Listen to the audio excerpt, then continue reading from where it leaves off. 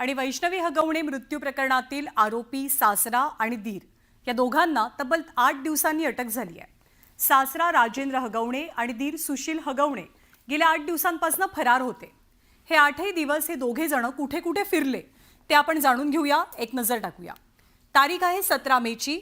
17 मेला एका गाडीनं औंध रुग्णालयामध्ये वैष्णवीचा मृतदेह पाहण्यासाठी हे दोघे जण पोहोचले। तेव्हा त्यांच्या लक्षात आलं की आपल्याला या प्रकरणामध्ये अटक होऊ शकते आणि शक्यता विचारात घेता त्यांनी गाडी बदलली आणि पलायन केलं। या दोघांनी सुद्धा थार गाडीतनं पुढचा प्रवास केला। ते मुहूर्त लॉन्सवरती पोहोचले आणि त्यानंतर पवना धरण परिसरातल्या बंडू फाटक फार्म हाऊसवरती दोघांनी सुद्धा मुक्काम केला। त्याच्या पुढची तारीख 18 मेची। याच थार गाडीनं या दोघांनी आळंदी आणि वडगाव मावळ परिसरामध्ये मुक्काम केल्याची माहिती मिळाली आहे। पुढची तारीख, पुढचा दिवस 19 मेचा। 19 मेला बोलेरो गाडीनं, म्हणजे पुन्हा एकदा त्यांनी गाडी बदलली, थारच्या ऐवजी बोलेरो गाडी घेतली आणि मग हे दोघे जण सातारा जिल्ह्यामध्ये गेले। मग पुसेगावमध्ये या दोघांनी सुद्धा मुक्काम केल्याचं कळतंय।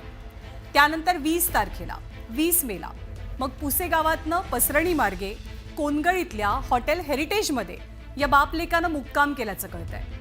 21 मेला प्रीतम पाटील यांचं शेत आहे, त्यांच्या शेतावरतीच हे बापलेक राहिलेले होते।